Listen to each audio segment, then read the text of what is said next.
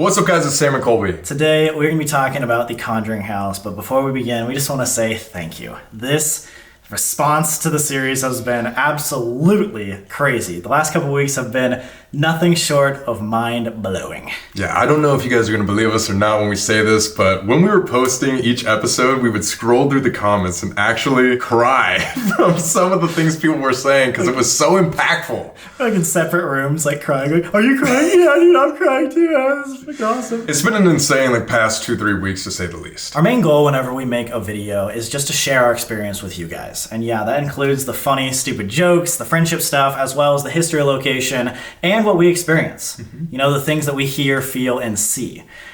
The Conjuring house, what we heard, felt, and saw was unlike anything we've ever experienced before. Everything that we shared with you guys and showed you in the 4 Conjuring videos on our main channel were our real experiences and reactions. At the end of all the videos, we asked for you guys to give us your opinions, and you guys gave us tons of feedback and dove deeper than Sam and I could have ever done, so thank you guys for that. We're going to be talking about everything. But at the end of the day, there are still things that we saw with our own eyes that we cannot explain. The main thing we want to talk about is Cody and Satori, a couple that we met the first day we arrived when we started our week at the Conjuring house. They told us about and then repeatedly showed us this insanely unique method to communicate with the afterlife. This method produces these knocking sounds and specific responses at a consistency that Colby and I have never seen before, and I don't think anyone has ever seen before. As you can tell from our reactions, it completely blew us away. And we just want to put it out there that if we didn't see this in person, we probably would not believe it. There are 4 main points that people want our opinion on. 1, the fact that our family's information is available online. The Cody video of him doing the knocking method about 10 years ago,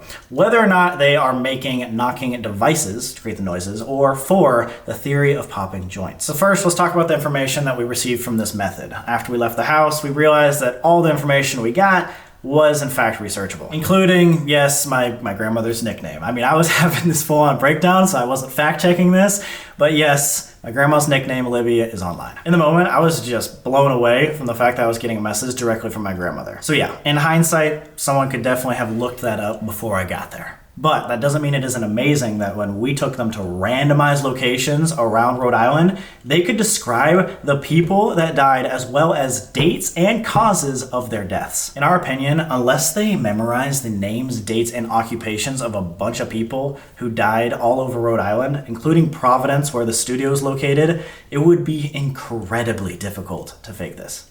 Nearly impossible. However, is it theoretically possible?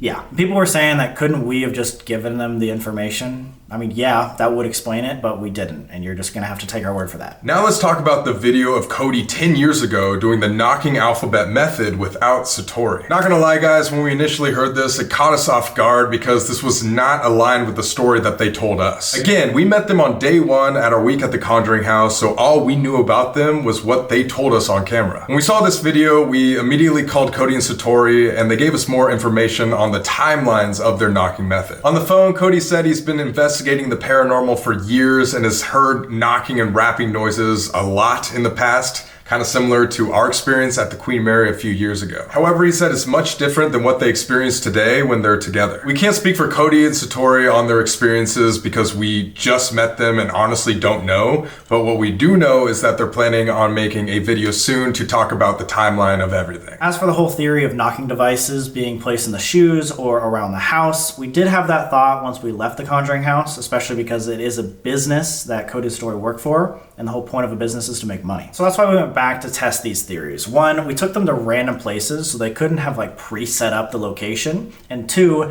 we had them swap shoes and show us their socks so we know there wasn't any devices in their shoes. So we don't really see how this could be a device making the noises unless everything could fit in his sock, which unfortunately we just didn't test for. There are also videos out there of people popping their joints that sound similar to the knocking noises that we heard, kind of like what the Fox sisters were able to do about 200 years ago. For those of you who don't know, the Fox sisters became famous for being mediums, ultimately starting the spiritualist movement. The Fox sisters claimed that they were able to communicate with the dead using knocking noises similar to Cody and Satori. But the Fox sisters ended up confessing that was a hoax before they passed when one of the sisters said that the noises were being made by popping their joints. In our personal experience with Cody and Satori, the knocking noises were moving around the room and you could feel the vibrations everywhere. Yeah, not even just farther and closer, but also left to right. Like there were times that I felt the knocking and Colby couldn't, or like Cody and Satori couldn't feel the knocking, but someone else could on the other side of the room. For example, in episode 1, when we went upstairs to see if the child ghost Henry was around, we could literally hear the knocks go around the room and feel them go down the hallway. We even put one of those vibration detectors right next to Cody and Satori's feet, and it didn't pick up anything. Like no vibrations like the ones we were feeling. We currently don't know how popping of joints could create all these different experiences, but if someone could tell us how it's possible, we're open ears. However, can we say with certainty that it is not popping of joints?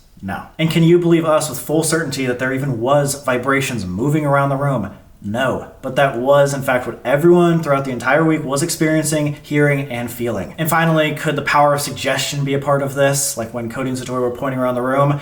Yeah, of course, but that's just not what we believe it to be. Trust us, it is just a different experience in person. So that brings us to a few realizations. Number one, no matter what we show or say to you guys, there's no way for us to 100% prove to you that this is real. We just wanted to share with you what we experienced. Because it's on video, unless you experience it for yourself, there's always going to be plausible reasons out there of how people could fake certain things. And number two, we can't take you all there in person. So the next nearest thing we could do is go back and do more and more tests to show you variations of what we're experiencing. So we did some of that on a video we posted on this channel, but after the fact, there were a lot of good questions and other suggestions. So we called up Cody and Satori, we told them what's up, and we're like, hey, you down for a round 2 of experiments? And at this time, they decided they don't want to go back and forth with people, experiment by experiment, but they said maybe at a later date. This might be the nail in the coffin for a lot of you, and we understand. But we also ask that you understand where we're coming from. We can't make them do anything they don't want to do.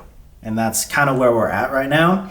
So only time is going to tell if and when they're ready to do more experiments. If we can't get you to see this in person and we can't show you any more experiments, then we have to solely rely on what we experienced at the house, park, and studio. Yeah, we know it's not ideal, but it's kind of what we have to go off of. So now let's talk about our final opinion and what we plan on doing going forward. In our opinion, and based on our experiments, there's nothing that we saw or captured on camera that debunks what we experienced. Can we say it's 100% real?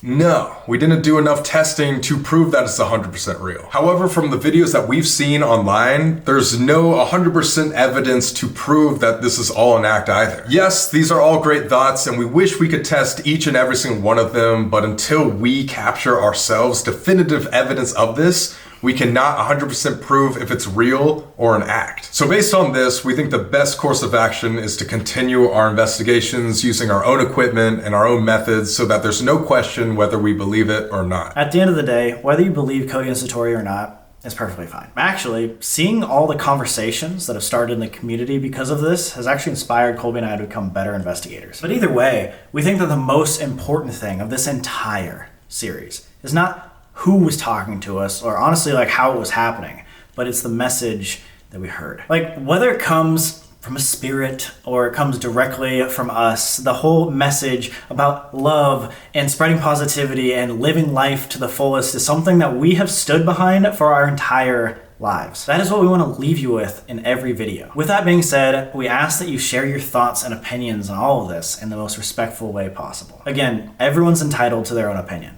So we just ask that you respect what other people believe. We've seen a lot of hate and negativity, and just know that that's not what we stand for. That's not the message that we're trying to spread. So when giving opinions on Cody and Satori, or even other content creators in this space, just please do so with kindness. Negativity and hate is just not the way to have a constructive conversation. We welcome all opinions, we welcome all debunkers, but we just ask, please do so with respect and love for one another. Again, whenever we make a video, our goal is to share our experiences with you all. Everything from the jokes and the history to what we see, experience, and feel while we're there. At the end of all of this, the things that we saw, heard, and felt at the Conjuring house were unlike anything we've ever experienced before, and a lot of it we still just can't explain. Thank you for hearing us out, and whether you believe in the paranormal or not, we're just incredibly grateful for how many people have enjoyed and been positively impacted by this series. Truly, we love you guys. We'll see you in the next video.